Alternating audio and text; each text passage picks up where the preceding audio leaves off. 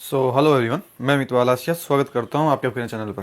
तो आज हम सोल्व करने वाले एसएससी जीडी का आरडब्ल्यूए का जो मिनी मॉक आता है उसका 24 फरवरी का सॉल्यूशन।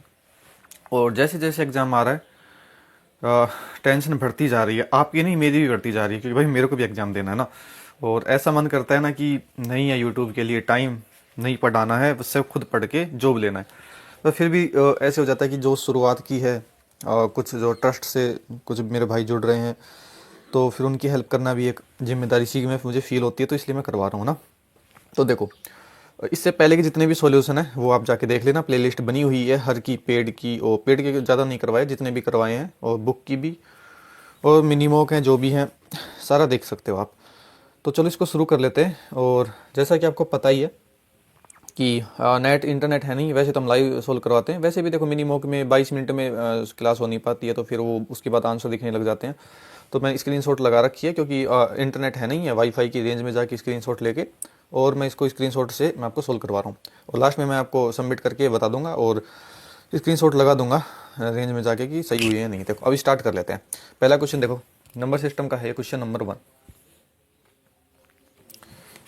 41, 41 की पावर कितनी दी है? 43 प्लस 43 की पावर दे रखी है 43। ये पूछा है कि किससे विभाजित हो जाएगा। तो हम क्या कर सकते हैं, देखो इसकी पावर भी 43 है, इसकी पावर भी 43, मतलब कि इन दोनों की पावर क्या है, सेम है। मतलब ए की पावर x हो प्लस बी की पावर x हो, तो उसमें क्या हो जाता है, ए की पावर, ठीक है, ए प्लस बी की पावर x हो जाती है। तो ये ध्यान रखना है आपको। तो इसमें क्या हो जाएगा, 41 प्लस 43, इन दोनों की पावर 43 है, तो मैं इसको बाहर कोष्टक के बाहर 43 लिख सकता हूँ ना, क्योंकि देखो अब इस 41 की पावर भी 43 है इस वजह से, और 43 की पावर भी 43 है। अब इसको अंदर जोड़ेंगे तो देखो कितना बन जाएगा, 3 1 4 और 4 4 8। अब हो चुका है 88 की पावर 43। अब ये संख्या किससे विभाजित होगी, ये संख्या किससे विभाजित होगी? तो भाई ये संख्या उससे विभाजित होगी जो इस कोष्टक के अंदर है ना, जितनी भी संख्याओं से कट जाएगी। देखो 4 से भी कट जाएगी, ठीक है, और 8 4 12, 3 से भी कट जाएगी, 12 से भी कट जाएगी, तो उस हिसाब से ये विभाजित होगी। लेकिन इसने पूछा है इसमें से किससे विभाजित होगी। तो सबसे बड़ी संख्या देखो क्या दे रखी है, 84, मतलब कि अंदर क्या बन गया है, 84 बन गया। तो ये संख्या है जो 84 से पूर्ण विभाजित होगी, 84 से 84 कट जाएगा, पूरी पूरी विभाजित हो जाएगी।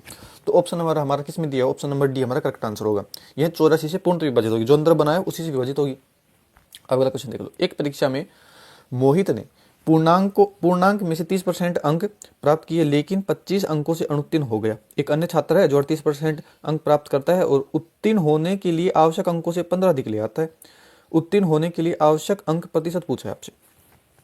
क्वेश्चन नंबर 2 देखो, एक तो बेसिक मेथड है इसका, और दूसरा है मेंटो जिंदगी। वो आपको समझ में नहीं आएगा, क्योंकि उसमें डायरेक्ट है, थोड़ा सा समझ नहीं पाओगे आप। देखो मैं थोड़ा बेसिक्स बता, ज़्यादा प्रायोरिटी बेसिक को दिया करो आप, है ना। ये जहाँ पे मैं बोलूँगा भाई ये अच्छा है मेथड मेंटो जिंदगी वाला, उस पर भी ध्यान दे लिया करो। बाकी इसमें है ना, समझ में नहीं आएगा आपको। देखो 30% अंक प्राप्त किया, कुछ तो देखो या तो कर लो बिल्कुल 100 मान के, 100 मान के कर लो, या फिर मैं डायरेक्ट लाइन बताऊँ आपको। देखो डायरेक्ट लाइन बताऊँ आपको, 100 मान के जैसा सीखा आप वैसे तो आप कर ही लोगे। तो 30% अंक प्राप्त करा, तो 30 डायरेक्ट लिखो, आप डायरेक्ट लाइन लिखो 30%, परसेंट जरूर लगाना यहाँ पे, परसेंट की जगह परसेंट। 30% अंक प्राप्त किया, अब बोला 25 अंकों से अनुत्तीर्ण हो गया। 25 अंकों से अनुत्तीर्ण मतलब 25 अंकों से फेल हो गया। जो फेल हो रहा है ना उसको पास कर दो, जो पास हो रहा है उसको फेल, मतलब कि पूर्णांकों के बराबर ले आओ। तो 30% इसने प्राप्त किया, 25 से क्या हो गया, अनुत्तीर्ण हो गया। अनुत्तीर्ण हो गया तो इसको प्लस लगाओ यहाँ पे, इसको 25 नंबर से क्या हो रहा है, फेल हो रहा है, तो मैं इसको 25 नंबर दे दिया।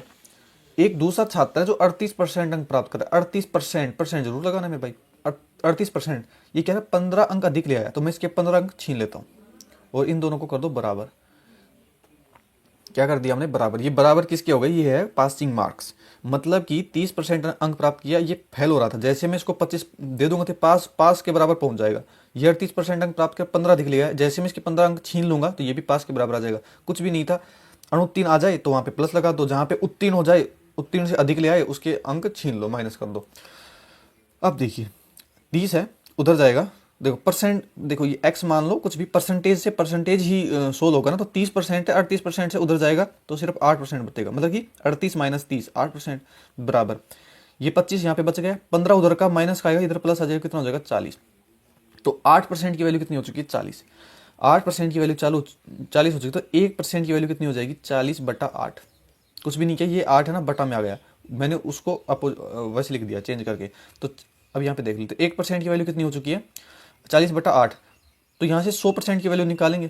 तो देखो 100% की वैल्यू यहाँ से काट लेते हैं पहले, 8 5 4, 1% की वैल्यू कितनी हो चुकी है, 5 हो चुकी है। तो 100% की वैल्यू कितनी हो जाएगी, 5 × 100 मतलब कि 500। 500 पूर्णांक हो चुके हैं मैक्सिमम, मतलब कि 500 ये क्या है, 500 जो अंक आए हैं ना, ये क्या है, ये चीज दिखाता है कि इतने अंकों का टोटल पेपर था, समझ गए। अब इसने क्या बोला, उत्तीर्ण होने के लिए आवश्यक अंक। देखो यहाँ पे भी मैंने बोला था पास हो जाएंगे, ये भी पास पे पहुंच जाएगा, ये भी पास पे पहुंच जाएगा। ये जो आया है 500, इसमें किसी में भी रख दो, 100% की वैल्यू ना, परसेंटेज की वैल्यू आई है तो इसमें किसी में भी रख दो। देखो कितना आ चुका है, 500 आ चुका है। तो 500 का 30% लाऊं मैं, उसने क्या था 30% अंक प्राप्त किए थे ना, तो 500 का 30% लेके आया, 30% लेके आया। और क्या हो चुका है, 25 अंक मिल जाएंगे तो पास हो जाएगा। तो 25 अंक इसको और दे देता हूँ। तो ये क्या चुके हैं, उत्तीर्ण होने के अंक आ चुके हैं। इतने तो पास होने के लिए भाई अंक चाहिए चाहिए। इससे एक नंबर भी कम आया आपके तो फेल हो जाओगे आप। पूरा बेसिक है, देखो कुछ भी नहीं है इसमें। तो 100 से 100 जाएगा। तो 5 × 15 150, 5 × 15 150, और 150 से प्लस 75 कितना, 25 कितना हो जाएगा, 175। तो 175 अंक भाई पास होने के लिए चाहिए। इसने बोला परसेंटेज में पूछा है, तो 175 अंक कितने में से चाहिए, 500 में से चाहिए, 500 में से चाहिए। और परसेंटेज निकालेंगे हम क्या कर देते हैं, 100 से गुना कर देते हैं। तो 2 0 से 2 0, 5 से काट लो, 5 × 15 और 5 × 15, 5 × 15 और 5 × 25, तो 35% आपको उत्तीर्णांक परसेंटेज हो जाएंगे। तो ऑप्शन नंबर हमारा किस में दिया हुआ है, ऑप्शन नंबर 2 दिया हुआ है। ठीक है, कैलकुलेशन आपकी थोड़ी फास्ट होनी चाहिए सोचने समझने की, बाकी इतना लिखने की जरूरत नहीं है। मैं इसको डायरेक्ट करता, देखो मेरे माइंड में चलता 30% और 28%, इनका अंतर कितना आता, मेरे 8% आता माइंड में। इन दोनों को मैं जोड़ता, 8% की वैल्यू 40, 1% की वैल्यू कितनी, 8 × 5 = 40, 5, तो 100% की वैल्यू 500। इतनी कैलकुलेशन तो मैं माइंड में कर देता मेरे भाई। तो माइंड में ही करना है आपको, और यहाँ से फिर आप निकाले थे 500 का 30% आगे से थोड़ा थोड़ा लिखकर। तो इसका एक दूसरा मेथड भी है, वो फिर कभी बताएंगे। ठीक है, अभी मेरे को भी खुद भी टेंशन हो रही है, लाइब्रेरी जाना है भाई, मेरे को पढ़ना है। क्वेश्चन नंबर 3 देखो, चक्रवृद्धि ब्याज है एक निश्चित धनराशि पर 2 वर्षों में 6400 और 4 वर्षों में 8100 हो जाती है। चक्रवृद्धि ब्याज की दर याद करनी है आपको। क्वेश्चन नंबर, अच्छा देखो 2 वर्षों में कितना हो चुका है, 6400, ये हो चुका है 2 वर्षों में। फिर बोला और बोला 4 वर्षों में कितना, यहां से देखो ये 2 वर्षों में चुका, 4 वर्षों में कितना हो चुका है, 8100, ये हो चुका है 4 वर्ष में। तो अगर मैं आपसे यहां पे ये पूछूं कि इन दोनों के बीच कितना टाइम है, कितने वर्ष का टाइम है, तो इन दोनों के बीच कितने वर्ष का टाइम है, 2 वर्ष का टाइम। क्योंकि यहां से लेके यहां तक 2 वर्षों का है, यहाँ पूरा 4 वर्षों का है, तो इनके बीच में क्या हो चुका है, 2 वर्षों का गैप हो चुका है। तो इसमें क्या करते हैं, ये वही क्वेश्चन बन गया कि 6400 से 8100 रुपये बन गए 2 सालों में। तो बस इसको क्या करेंगे, रेशियो ले लेंगे, 2 0 से 2 0। तो यहाँ से 6400 से क्या बन गया, 81। कितना टाइम लगा, देखो 2 टाइम लगाए ना, तो इसका कर देते हैं अंडर रूट, और 3 साल लगता तो इसका क्या कर देते, घनमूल कर देते। ये ध्यान रखना, क्यूब रूट, समझ गए। तो यहाँ पे स्क्वायर है, 2 साल लगा है, तो इसका रूट कर देंगे। तो 64 का रूट कितना होता है, 8, 81 का रूट 9, 8 से 9 रुपये हो गया। कितने का, 1 रुपये कितना ब्याज मिला, कितने पर, 8 पर। परसेंटेज निकालने के लिए करते हैं 100 से गुना कर देते हैं। 1/8 का मतलब ही क्या होता है, 12.5%, जो कि ऑप्शन हमारा डी में दिया हुआ है। अगला क्वेश्चन देख लेते हैं, क्वेश्चन नंबर 4 क्या बोला है, पहली संख्या का 65% 130 है। मतलब पहली संख्या मैंने मान ली ए, उसका बोला है 65%, मैंने कर दिया इसका 65% और बोला है 130 है, तो ये किसके बराबर हो जाएगा, 130 के बराबर हो जाएगा। फिर बोला दूसरी संख्या का 40% 100 है। दूसरी संख्या मैंने मान ली बी, इसका करना है 40%, बोला इसका 40% किसके बराबर है, 100 के। तो बोला पहली संख्या और दूसरी संख्या का अनुपात बताना है, मतलब कि बोला है ए अनुपात और मुझे बी बता दो। ठीक है, कुछ हल करना चाहो तो कर सकते हो, बाकी ना करो तो ये कट जाएगा, पूरा कटेगा इसमें। तो देखो पहली संख्या तो मेरे पास क्या चुकी है, यहाँ से ए की वैल्यू निकाल लेंगे, यहाँ से ए की वैल्यू निकाल लो ना, निकाल लें। देखो 5 से काट लें 13 बार में, 5 से काटें 20 बार में, 13 से कटेगा ये 10 बार में। तो देखो ए की वैल्यू कितनी हो जाएगी, यहाँ से मैं लिख देता हूँ ए की वैल्यू, देखो 10 इधर बच चुका है और 20, 10 से 20 आके गुना होता कितना हो जाएगा, 200। इसी तरीके से हम क्या करेंगे, बी की वैल्यू निकालेंगे। देखो 20 दूनी 40, 20 × 5 100, 2 से काटोगे तो 50 बार में, 5 × 50 मतलब कितना हो जाएगा, 2500, मतलब 250। तो ए की वैल्यू कितनी आ चुकी है आपके पास, 200। बी की वैल्यू कितनी आ चुकी है, 250। इसकी वजह से इसका क्या लेना है, रेशियो लेना है। तो देखो 0 से 0, 5 से काटेंगे तो 4 बार में और 5 से काटेंगे तो 5 बार में। तो ए अनुपात बी कितना आ चुका है 4:5, जो कि ऑप्शन हमारा एक करेक्ट आंसर हो जाएगा। देखो बिल्कुल बेसिक था, इसमें तो कुछ भी नहीं कर सकते आप। तो देखो दो संख्याओं का औसत दिया हुआ है 46, एक तीसरी संख्या को मिलाने पर तीसरी संख्या का संयुक्त औसत दिया है 43, तीसरी संख्या ज्ञात करनी है। क्वेश्चन नंबर 5, देखो इसको डेविएशन से भी कर सकते हो, लेकिन जब कोई आसान सा सवाल आ जाए ना तो थोड़ी सी कैलकुलेशन कर लेना, कैलकुलेशन आपकी अच्छी है तो आप घबराओगे नहीं। तो दो संख्याओं का औसत, तो दो संख्याएं हैं उनका एवरेज दिया हुआ है। तो एवरेज कितना दिया हुआ है, उसने दिया है 46। अगर मैं इससे सम पूछ लूँ आपसे, सम कितना हो जाएगा, दो संख्या तो 2 से गुना कर देंगे, तो 6 दूनी 12, 4 दूनी 8, 1 9, ये हो चुका है, इनका योग हो चुका है। ये क्या हो चुका है, योग। फिर बोला है एक तीसरी संख्या मिला दी और तीनों संख्याओं का औसत कितना हो चुका है, अब 3 नंबर हो चुके हैं। 3 नंबर का एवरेज कितना हो चुका है, बोला 43 हो चुका है। 43 कितनी संख्या है, 3 संख्या है, तो इनका योग निकालने के हम 3 से गुना कर देंगे, तो 3 3 9 और 4 3 12, तो 129 हो चुका है। अब बोला है कि वो तीसरी संख्या बता दो कि कौन सी है, तीसरी संख्या ज्ञात करनी है आपको। अच्छा, तो यहाँ पे देखो ये दो संख्या है ना, मैंने मान ली a प्लस बी, दो संख्याएं थी, यहाँ पे मैंने मान ली a प्लस बी, दो संख्या थी, इसमें तीसरी संख्या c मिला दी। पूरा बेसिकली समझा रहा हूँ आपको। तो इसने पूछा है कि तीसरी संख्या क्या थी, देखो ये क्या है, a प्लस बी प्लस सी, ये किसके बराबर है, 129 के। तो मैं यहाँ पे a प्लस बी का मान रख दूँ, a प्लस बी का मान कितना है 92, तो मैं यहाँ पे a प्लस बी का मान जैसे 92 में रखूंगा तो 92 प्लस c बराबर कितना हो जाएगा, 129 किया तो 129 हो जाएगा। तो इसी प्रकार से देखो अब c का मान निकालेंगे, तो c का मान देखो 129 में से ये 92 इधर आके कट जाएगा। पूरा बेसिक से बता रहा हूँ, बाकी इसमें इतना करने की जरूरत नहीं है, आपका माइंड कुछ बच्चों का काम ना करे तो उस हिसाब से बताता हूँ। 7 में से 2 9 में से जाएगा तो देखो 9 में से आ जाएगा तो 7 बचेगा, 9 में से 2 गया तो, और इसमें बचेगा 3, तो 37 वो तीसरी संख्या हो जाएगी, जो कि ऑप्शन हमारा एक करेक्ट आंसर दिया। इन तीनों का योग देखो, डायरेक्ट बताऊँ, इन तीनों का तो योग निकाल लेना, योग आ गया। अब बड़ी में से छोटी संख्या घटा देना, आपका डायरेक्ट 37 आंसर आ जाएगा। अगर ये आपको ये दिमाग में होना चाहिए। बाकी शॉर्ट ट्रिक यही है, मेंटो जिंदगी से मान लो आप इसको, कि आपके पास क्या हो जाएगा, तो ये दोनों संख्या आ चुकी है, इनमें से बड़ी में से छोटी घटा दो तो 37 आएगा आपके पास करेक्ट आंसर। ठीक है, क्वेश्चन नंबर 6 देखते हैं। ए और बी एक कार्य को मिलकर 9 दिनों में और 12 दिन में क्रम से। अच्छा देखो क्वेश्चन नंबर 6, एक तो ए है जो एक कार्य को 9 दिन में कर सकता है, और साथ ही बी है जो उस कार्य को 12 दिन में कर सकता है। बोला ए से करते हुए एक दिन छोड़कर क्या करते हैं, काम को पूरा करने में कितना समय लगेगा। पहले हम क्या करते हैं, एलसीएम आ जाएगा मेरे भाई 36, 9 चौक 36 होता है और 12 तिया 36 होता है। इसने बोला है ए से शुरू करना है, तो मैं ए पे लगा लेता हूँ एक टिक, क्योंकि मुझे फिर वापस दोबारा क्वेश्चन पढ़ने की जरूरत नहीं पड़ेगी, अब मेरे सामने सब कुछ है। तो देखो ए से काम करना है और एक दिन छोड़कर एक दिन करना है, तो पहले ए आएगा 4 करके चला जाएगा, ए ने किया, फिर आएगा बी और 3 करके चला जाएगा, जो ऊपर ये 3 करके चला जाएगा बी। इस प्रकार से वो करते जाएंगे काम। तो पहले ए आया 4 किया, दूसरे दिन बी आया 3 किया, तो 4 3 7, तो काम कितना हो चुका है, काम हो चुका है 7। और कितना दिन लग चुका है, देखो एक दिन ए ने किया, एक दिन बी ने किया, तो कितने लग चुके हैं, 2 दिन, 2 दिन लग चुके हैं। हमको काम कितना करवाना है, 36 काम करवाना है। तो इसको 36 के पास क्या करते हैं, पहुंचाना है हमको थोड़ा सा। तो देखो काम 7 हुआ है, हमको करवाना कितना 36, तो देखो 7 × 5 35, 7 5 35, 7 5 35, अब हो चुका है 35 काम हो चुका है। तो इसको 5 से गुना किया इधर, तो इधर से भी 5 से गुना कर दो, तो कितना हो जाएगा, 5 दूनी 10, 10 काम हो चुका है। लेकिन हमको देखो 35 काम हुआ है अभी, हमको काम कितना है हमारा तो 36 है, और दिन कितने लगे, 10 दिन। अब इसमें ये ध्यान देने की चीज़ है, अब काम कितना बचा, एक काम बचा, तो यहाँ पे देखो 10 दिन तो यहाँ पे है ऑलरेडी, इसको कैसे लिखते हैं, एक काम बचा, जो काम बचा वो ऊपर लिखते हैं। अब करने कौन आएगा, करने आएगा ए, क्योंकि ए ने शुरू किया था, तो जो शुरू करता है ना वो ही आता है। तो अब ए की बारी आएगी, ए एक दिन में कितना काम करता है, 4 काम करता है, तो ये 4 है ना कि एफिशिएंसी इसके में आ जाएगी, अपॉन में बटे में आ जाएगी। तो 1/10 सही, 1/4 आपका कौन सा ऑप्शन नंबर आपका डी करेक्ट आंसर हो जाएगा। ये ध्यान रखना है भाई, देखो ए है वो तो एक दिन में पूरा काम करता है, लेकिन पूरा काम थोड़ी करवाना है, एक ही काम करवाना है। तो वो उस दिन जो काम बचा हुआ कितना टाइम लगेगा, 1/4 दिन ले लेगा, तो 10 दिन पहले लगे, 1/4 दिन, ये तो आपका करेक्ट आंसर ये हो जाएगा। क्वेश्चन नंबर 7 देख लो। रेलगाड़ी में यात्रा कर रहा एक व्यक्ति ध्यान देता है कि 1 मिनट में 21 टेलीफोन के खंभों की गिनती कर सकता है। यदि खंभे एक दूसरे से 50 मीटर की दूरी पर है तो रेलगाड़ी की चाल याद करनी है आपको। बहुत ही सरल, देखो थोड़ा सा समझ में आनी चाहिए, आपकी बुद्धि है।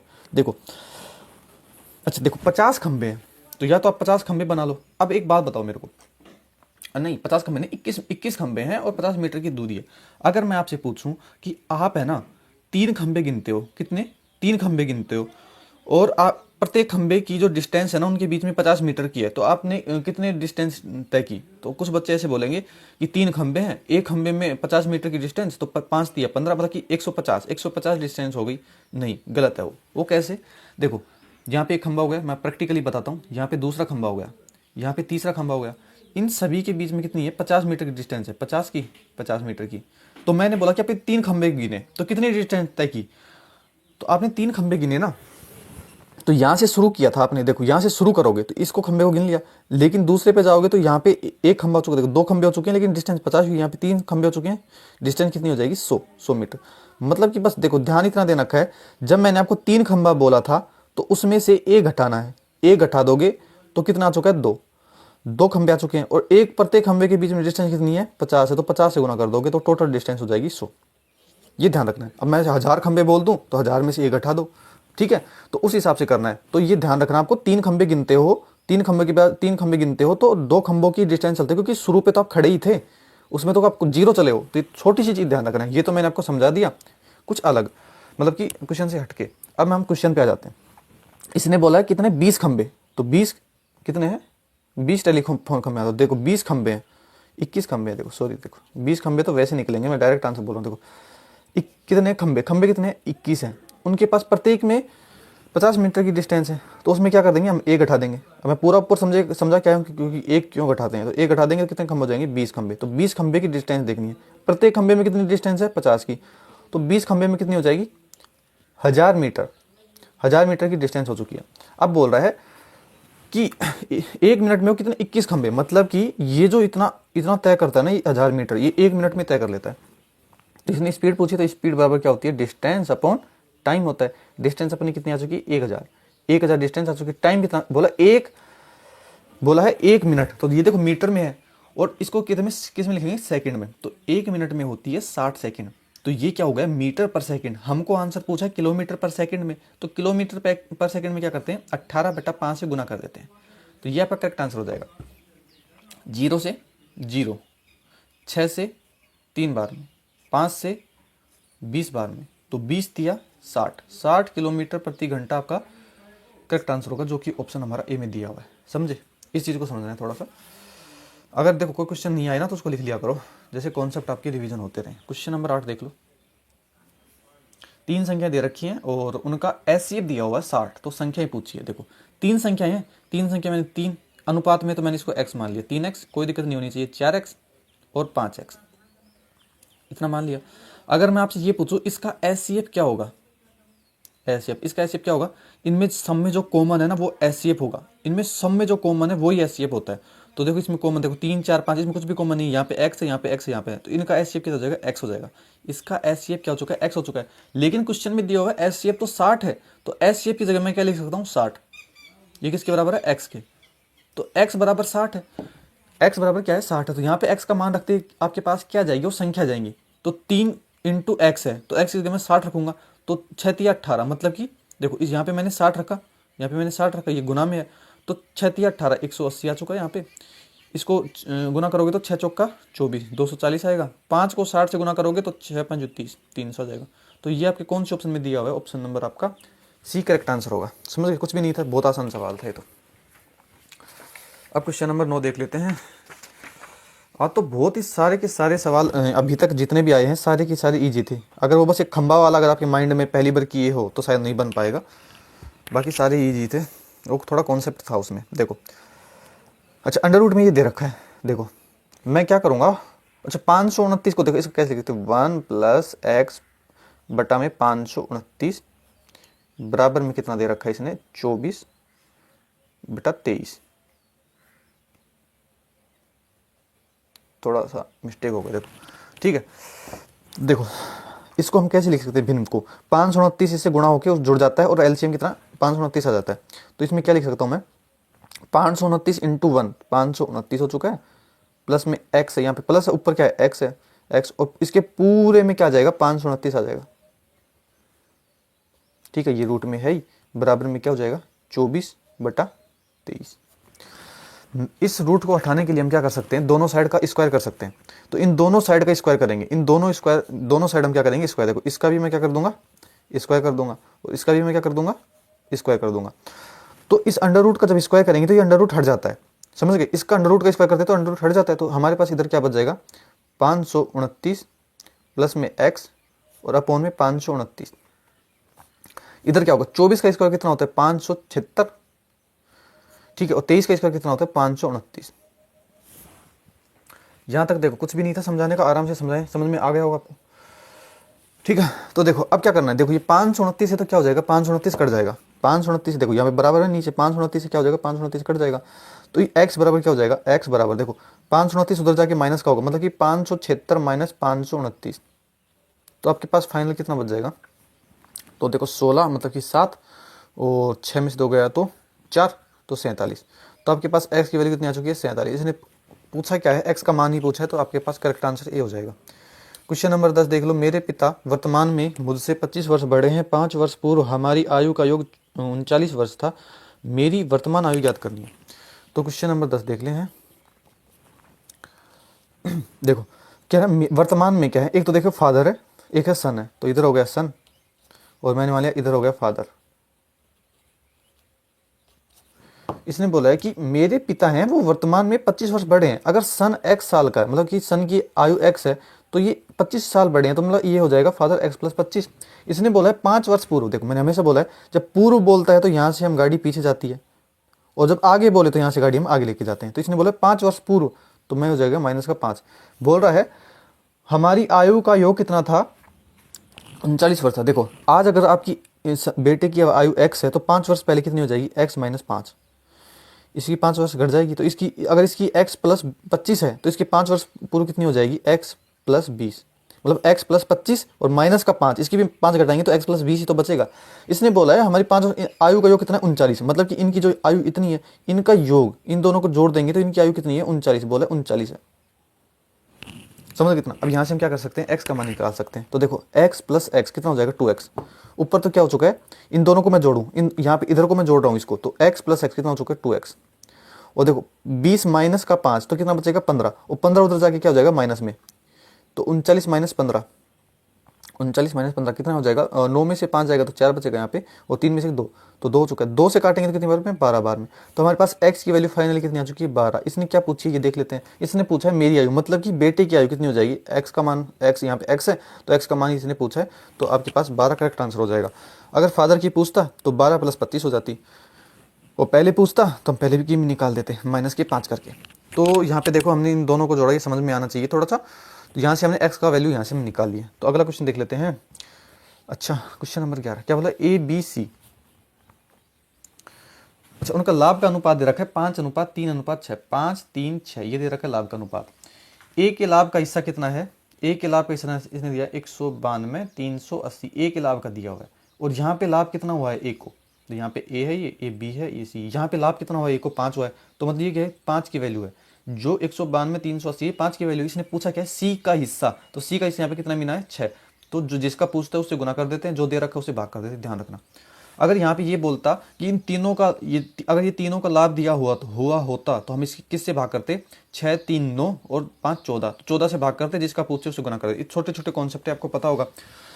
तो अब इसको गुना कर लेते हैं, देखो भाग कर लेते हैं। सोल्यूशन 5 से काटेंगे, 5 से काटिए, 5 3 15 होता है, और कितना बच जाएगा 4, 5 × 40, 40, और कितना बच जाएगा 2, 5 चौक 20, 3 बच जाएगा, 5 5 7 35, और 35, 3 बच जाएगा, 5 6 30। ठीक है, आपके पास जब काटोगे तो इसके पास कितना सही तो काटा है ना हमने, ठीक है। तो यहाँ पे इतनी बार कटेगा, फिर देख लेते हैं। देखो अब हमको क्या करना है, इसको 6 से गुना करना है, तो देखो 6 × 36, तो लास्ट में कितना आ जाएगा, 6 जाएगा पहले, तो 6 × 36 ऐसा लगेगा 3, तो 7 7 6 42 और 3 45, 5 आ जाएगा 4। अगर मैं ऑप्शन पे नज़र मारूँ तो 56, लास्ट में 56 देखो एक ही ऑप्शन में से चलता हुआ नजर आया है, जो कि ऑप्शन हमारा डी में दिया हुआ है, जो कि करेक्ट आंसर होगा। पूरा गुना ही तो करना है, ये तो आप खुद करना है आपको। क्वेश्चन नंबर 12, 2 उम्मीदवार हैं राम और मोहन के बीच चुनाव में राम 40% मत प्राप्त करके 1200 मतों से हार गया, तो दर्ज किए हुए कुल मतों का। अच्छा देखो बहुत सरल सवाल है। मैंने मान लिया कि टोटल वोट 100 थे, कितने थे 100 थे। अब उसमें से 100 मतलब कि टोटल 100 लोग थे, मतलब 100 वोट हो चुके हैं। अब इसमें से वोट पड़े तो एक तो है राम और एक है मोहन, एक तो है राम और एक है मोहन। तो राम बोल रहा है राम को 40% मत मिले तो 40%, मतलब कि 100 का 40% मतलब कि 40। तो राम को जब 40 वोट मिले तो मोहन को कितने मिले होंगे, बचे हुए बचे बचे कितने, 60, इसको 60 वोट मिल गए होंगे। बोल रहा है कि राम है वो 1200 मतों से हार गया। अब देखो इसको 40 मिले, इसको 60, यहाँ पे कितने मतों से हारा है, यहाँ पे 20 मतों से हारा है। तो 20 की वैल्यू कितनी दे रखी है, 20 की वैल्यू दे रखी है 1200।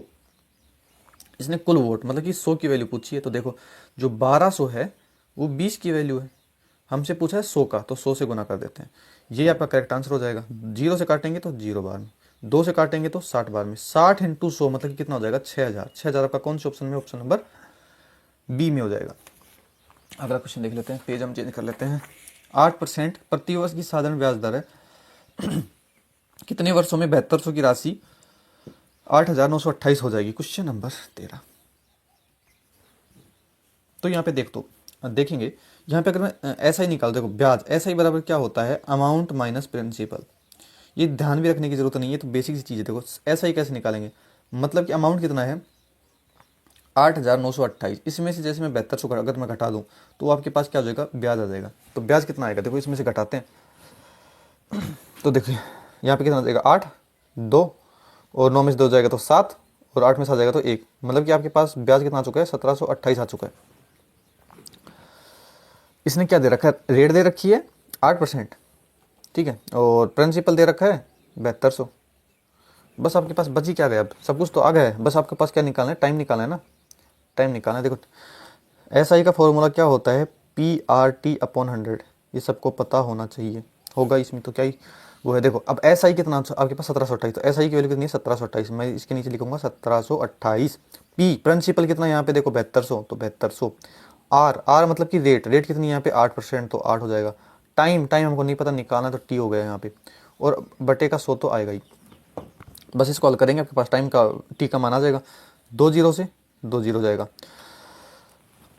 अच्छा 8 से काट, देखो 9 इंटू 72, तो 9 से काटा मैंने 8 बार में, और 9 से काटेंगे तो यहाँ पे 9 एकम 9, ठीक है, कितना बच जाएगा 8, 9 नाम 81 और 9 दूनी 18, 192।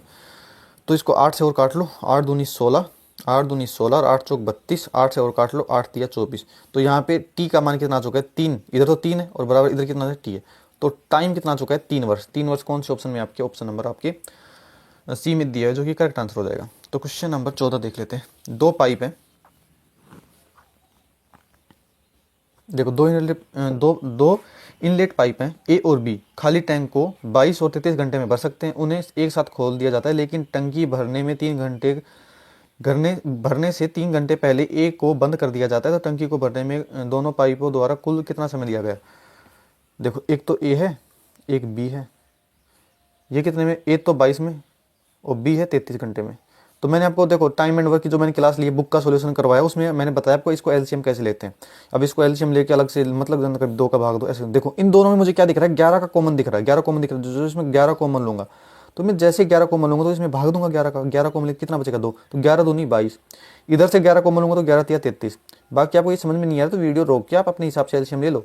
बाकी मैं बेस्ट मेथड बता रहा हूँ आपको, ये ही एलसीएम है। इसका डबल है तिबल है, इससे कोई लेना देना नहीं है, कोई नहीं, आंसर आपका सेम आएगा। तो एलसीएम ये चुका है। इसके ये फायदा होता है, जब मैं एक एफिशिएंसी निकालूंगा तो क्या आ जाएगा, देखो एक मैं 22 का भाग दूंगा एक एफिशिएंसी निकालेंगे, तो ये हो जाएगा 11 दूनी 22, तो 11 दूनी 22, तो 22 से 22 कट जाएगा, तो एक एफिशिएंसी कितनी आ जाएगी, यहाँ पे बचा कितना 3, तो 3 आ जाएगी। इसी प्रकार से बी की एफिशिएंसी निकालेंगे, 33 का भाग देंगे तो 11 इंटू 3 33 बनाएगा, ऊपर 33 से 33 कट जाएगा, तो बी की एफिशिएंसी कितनी बच जाएगी, 2 बच जाएगी। समझ गए। हाँ अब देखो इसने बोला है कि जो बी है ना उसको 3 घंटे पहले बंद कर देते हैं, ए को 3 घंटे पहले कर दें। अच्छा ए को 3 घंटे पहले ही बंद कर दिया तो गलत बात है। देखो इसको 3 घंटे पहले बंद कर दिया ना, तो मैं ये बोलता हूँ कि इसको 3 घंटा काम करवा लो। जो छोड़ के जाता है ना उसको छोड़ के मत जाने दो, उसको बोलो कि तुझे नहीं जाने देंगे, तेरे को पूरा काम करके ही जाने देंगे। तो ये ए है, ए की एफिशिएंसी कितनी है 3 है। इसने 3 घंटे पहले क्या कर दिया, काम छोड़ दिया, तो इसको 3 से गुना कर कितना काम कर देता। अगर ये 3 घंटे काम करता था कितना काम कर देता, 9 काम कर देता। समझ गए इतना। अगर ये 3 घंटे नहीं छोड़ता तो ये कितने काम कर देता, 9 काम कर देता। तो बस आपको क्या करना है, देखो इसका टोटल काम कितना है, टोटल वर्क कितना है, 11 तिया 33 और 33 दूनी 66, तो 66 है टोटल वर्क। ये जब काम 9 काम पहले छोड़ के जा रहा है, देखिए ये काम छोड़ के जा रहा है, तो 9 काम छोड़ के जा रहा है ना, मतलब कि इसको 9 काम करवा लो आप, तो इसमें ये 9 है ना, ये जोड़ दो तो कितना बन जाएगा आपके पास 75। अब हो चुका है 75 काम। अब क्या हो चुका है, अब ए है ना, ए वो शुरू से लेके लास्ट तक काम किया है, ये जो छोड़ के गया था ना, इससे हम ये काम करवा रहे हैं, तो ये काम हमने जोड़ दिया। अब ये मत सोचो, अब ये क्वेश्चन बन गया है ए इतने दिन में करता है, बी इतने दिन में करता है, टोटल काम कितना है 75। मतलब यहाँ पे ये से मान लो 75 एलसीएम आया होगा, इन दोनों को टाइम मिलकर कितना टाइम लगा देंगे तो उनकी एफिशिएंसी का भाग दे देना। तो ये जो काम छोड़ के जा रहा था हमने उससे काम करवा लिया है।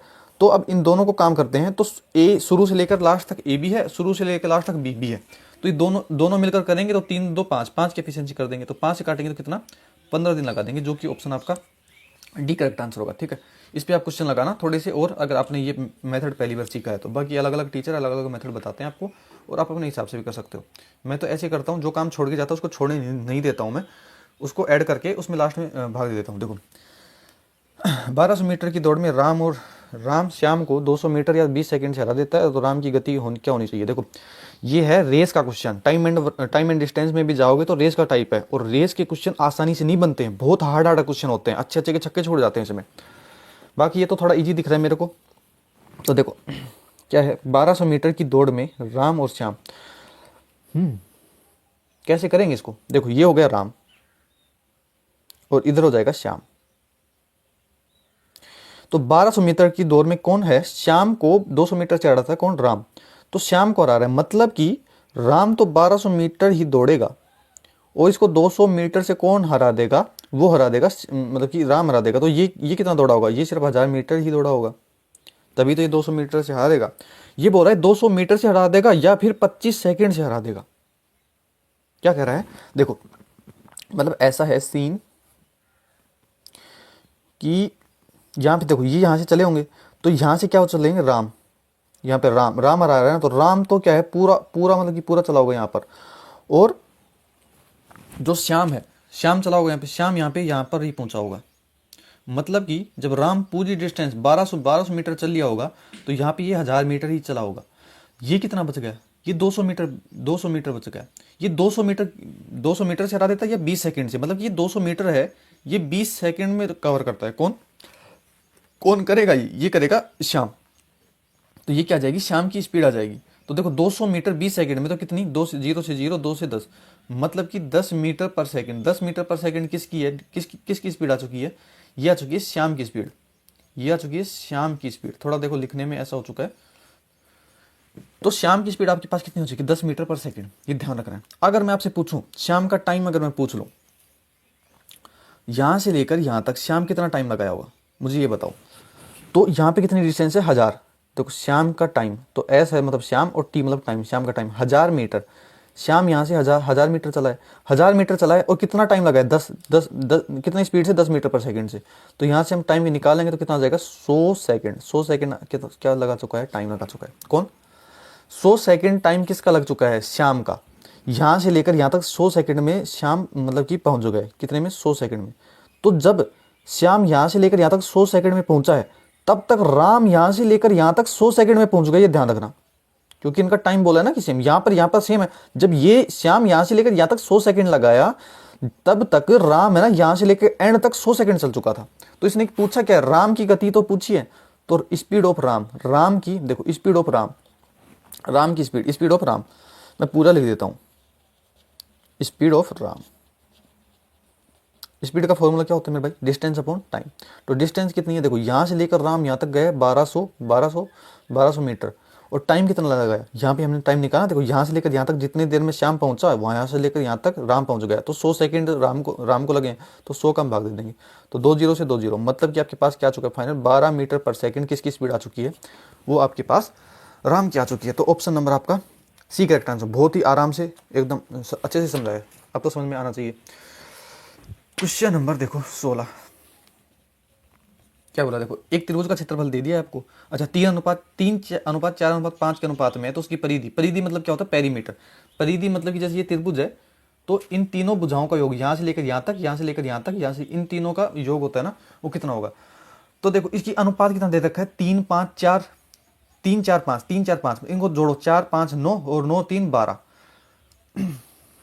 थोड़ा मैं ये देखो, पहले मैं बताता हूँ मेंटो जिंदगी, ऐसे थोड़ी समझोगे। तो देखो मेंटो जिंदगी क्या कहती है, इनका देखो अनुपात कितना दे रखा है, 3 4 और 5, तो इनका योग करोगे, देखो 3 4 5, इनका ही तो कुछ पूछा है। ये अनुपात में तो देखो 3 5 4 9 9 3 12, इनका योग कितना हो जाएगा 12, तो ये 12 का मल्टीपल ही आएगा आंसर। तो पहला ऑप्शन देखो 8 3 11, 12 से कटा नहीं कटा। दूसरा ऑप्शन देखो 8 2 10 1 11, 12 से कटेगा नहीं कटेगा, 3 से नहीं कटेगा ना क्योंकि ये। तीसरा ऑप्शन देखो 105, 5 1 6, 3 से तो कट जाएगा लेकिन 2 से नहीं कटेगा। चौथा ऑप्शन देखो 8 1 9, मतलब कि, और लास्ट में सम संख्या भी है, तो हमारा करेक्ट आंसर कौन सा हो जाएगा? Option number D. ये क्या हो रहा है, ये 12 से पूरी तरीके से कट जाएगा। तो अब मैं इसको, ये तो मैं जिंदगी बेसिक से बता देता हूँ मैं आपको। तो देखो जब 3:4:5, ये जब इस अनुपात में होते हैं तो ये क्या होता है, ये समकोण त्रिभुज की भुजाएं, ये है ट्रिपलेट आपको याद होनी चाहिए। समकोण में फिक्स भुजाएं बनती हैं। तो मैं इसको अगर x मान लूँ यहाँ पे 3x के अनुपात में, 4x के अनुपात में, 5x के अनुपात में, तो किसी को कोई प्रॉब्लम नहीं होनी चाहिए। तो इसका सूत्र क्या होता है, एरिया निकालने का? एरिया बराबर होता है 1/2 आधार, ठीक है, आधार इंटू ऊंचाई, आधार इंटू ऊंचाई। तो देखो एरिया इसने खुद दिया है 486 है, तो 486 बराबर 1/2, आधार की जगह क्या लेंगे, देखो आधार की जगह 3 ले लो, और ऊंचाई की जगह क्या ले लो, 4 ले लो।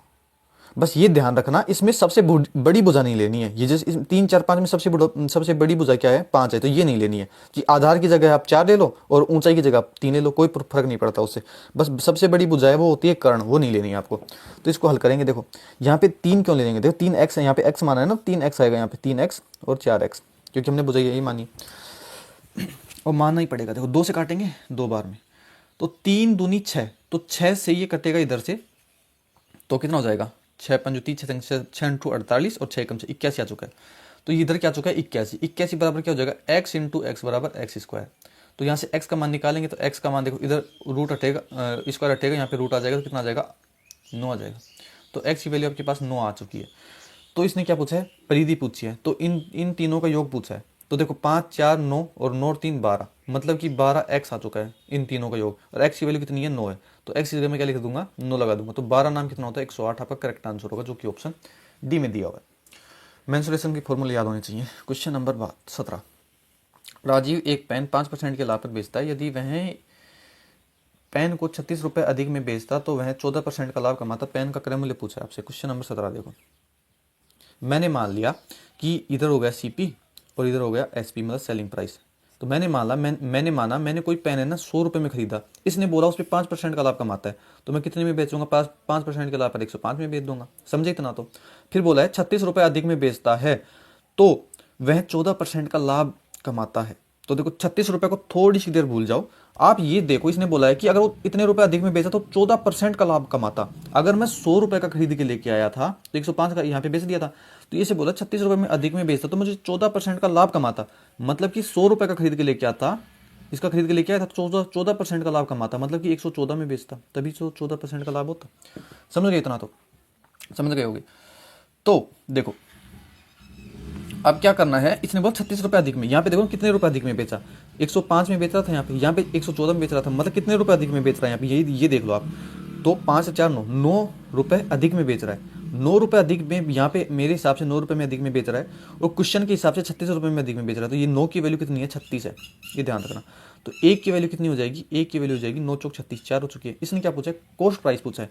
तो 1 की वैल्यू 4 है, तो 100 की वैल्यू कितनी हो जाएगी, 4 इंटू 100 हो जाएगी। तो कॉस्ट प्राइस कितना हो जाएगा, 400 आपका करेक्ट आंसर हो जाएगा, जो कि ऑप्शन आपका डी में दिया हुआ है। ठीक है, बाकी देखो अगर आपको ये समझ में नहीं आता ना क्या किया मैंने, तो यहाँ पे देखो क्वेश्चन में क्या दिया था, 36 रुपये अधिक, 36 रुपये अधिक, आपका आंसर आ चुका है यहाँ पे। ठीक है, मैं दोबारा फिर से समझा रहा हूँ, 36 रुपये अधिक आपके हिसाब से कितना हुआ यहाँ पे, 9 रुपये अधिक, 9 रुपये अधिक हुआ है। इसने जो पूछा है उससे गुना कर देते हैं। किस क्या पूछा, क्रय मूल्य, क्रय मूल्य हमारा कितना था, 100 था, ये आपका क्या हो जाएगा, आंसर हो जाएगा। तो 9 चौक 36, वही आपका पास आपका करेक्ट आंसर कितना हो जाएगा, 400। लिखने के थोड़े से तरीके आपको आने चाहिए। क्वेश्चन नंबर 18 देख लेते हैं। क्या टाइम हो गया भाई, 8:38 हो गया है, अभी तक लाइब्रेरी नहीं गए, बताओ। क्वेश्चन नंबर 18, टीवी सेट का मूल्य है 18,500, 20% और 5% की इकोनॉमिक छूट देने के बाद टीवी को कितने उपलब्ध करवा जाएगा। अच्छा यार, क्वेश्चन नंबर 1850 कितना, क्वेश्चन नंबर 18 है, 1850 क्या है इसका अंकित मूल्य। देखो अंकित मूल्य पर हमेशा क्या दी जाती है, छूट दी जाती है। तो पहले दिन इसने 20% की छूट, तो कितने पर बेचा, 100 - 20, मतलब कि 80% पर बेचा, तो इसका निकाल देंगे हम 80%। फिर बोला 5% की छूट दी जाती है, मतलब कि कितने पर बेचा, जब 5% की छूट देखो तो 95 पे बेचेगा ना, 100 माइनस 5 मतलब 95% पर बेचेगा। इसको आप हल कर लेना खुद, या करवाऊँ मैं, फिर वहाँ कमेंट कर दोगे छोड़ दोगे। गुना भाग्य आप मेरे से मत करवाया करो ना, खुद कर लिया करो, क्योंकि खुद करोगे तब खुद की कैलकुलेशन अच्छी होगी। 2 जीरो से 2 जीरो, 1 जीरो से 1 जीरो, 2 से 4 बार में, 2 से 5 बार में, 5 से 19 बार में, तो 19 इंटू 4 इंटू 185 आप खुद कर लेना, ठीक है। ये मैं करवा दूँ, देखो मैं कर ही देता हूँ। 19 5 होता है 95, 9 बचेगा। 19 इंटू 152, 152 9 161 होता है, 16 आ जाएगा। 19 एकम 19, 20 5 25 35 आ जाएगा। गुना कर देंगे 4 से, 5 चौक 20, 2 4 एकम 4 2 6, 5 चौक 20, 2 4 तिया 12, 12 2 14, तो 140 60 आपके कौन सा ऑप्शन एक करेक्ट आंसर हो जाएगा। क्वेश्चन नंबर 19, 4 सेंटीमीटर व्यास वाले एक अर्धगोले के संपूर्ण पृष्ठीय क्षेत्रफल और वक्र पर क्षेत्रफल का अंतर पूछा है। देखो 4 सेंटीमीटर का क्या है, व्यास है, तो जब व्यास का आधा क्या होता है, त्रिज्या होती है, तो आर का मान आपके पास कितना आ जाएगा, 2 सेंटीमीटर। समझे कैसे लिख दिया मैंने, व्यास इसने दिया 4 सेंटीमीटर व्यास, तो हमको त्रिज्या की जरूरत होती है हमेशा, तो व्यास का आधा क्या होता है, त्रिज्या होती है, तो आर तो 4/2 मतलब 2 सेंटीमीटर का क्या हो जाएगा, त्रिज्या आ जाएगी। इसने बोला अर्धगोले का संपूर्ण पृष्ठीय क्षेत्रफल और वक्र पृष्ठीय क्षेत्रफल का अंतर पूछा है। तो जो अर्धगोले का, तो आपको ये ध्यान होना चाहिए, अर्धगोले का संपूर्ण पृष्ठीय क्षेत्रफल क्या होता है, वो होता है 3πr², ये होता है।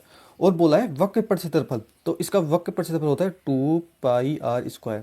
इसने बोला है इन दोनों का अंतर क्या होगा, तो इन दोनों का अंतर के लिए मैं माइनस लगा दूंगा, बस हमसे यही पूछा है। तो देखो यहाँ से मैं क्या कॉमन ले सकता हूँ, πr² कॉमन ले सकता हूँ। देखो यहाँ पे πr² है, यहाँ पे πr² है, तो मैं कॉमन ले लिया, πr² कॉमन ले लिया, तो यहाँ पे क्या बच जाएगा, यहाँ पे तो πr² कॉमन लेने के बाद 3 बचेगा, और यहाँ पे माइनस का तो माइनस का निशान आएगा, यहाँ पे 2 बचेगा तो 2 हो जाएगा, तो 3 में से 2 जाएगा तो 1 हो जाएगा, और 1 को πr² से गुना करेंगे तो क्या बचेगा, πr² तो बनेगा। तो यहाँ पे इसने क्या बोला, देखो हमारा ऑप्शन देखो सबका पाई में आंसर दिया हुआ है, तो यहाँ पे पाई का ऐसे कैसे रहेगा, तो r² मतलब r का मान कितना है 2, तो 2 का स्क्वायर कितना हो जाएगा 4 इंटू 4, मतलब आपके पास करेक्ट आंसर क्या हो जाएगा 4π सेंटीमीटर स्क्वायर आपका करेक्ट आंसर होगा, जो कि ऑप्शन आपका बी में दिया हुआ है। समझ गए। अब हमारा अंतिम सवाल और देख लेते हैं, तो कहाँ पे गया पेज, देखिए। अच्छा 9x x 49 है जो समानुपात में है, तो x का मान पूछा है। तो क्वेश्चन नंबर 20 देखो, जब समानुपात में है तो इसका मतलब क्या है, मतलब कि जो 9 है ये अनुपात में x से, और ये समानुपात में है, तो यहाँ पे 4 डॉट आते हैं, समानुपात का ये निशान होता है, ये जो x है ये 49 के अनुपात में, ये समझ में आना चाहिए। देखो तो अनुपात का मतलब क्या होता है, बटा होता है, मतलब कि 9 अनुपात मतलब कि बटा x हो चुका है, समानुपात होता है ये 4 डॉट, इसका मतलब होता है बराबर, फिर हो जाएगा x, और अनुपात का मतलब क्या होता है, बटा ही होता है, तो 49 हो जाएगा यहाँ पे। समझे कि ना समझे बताओ।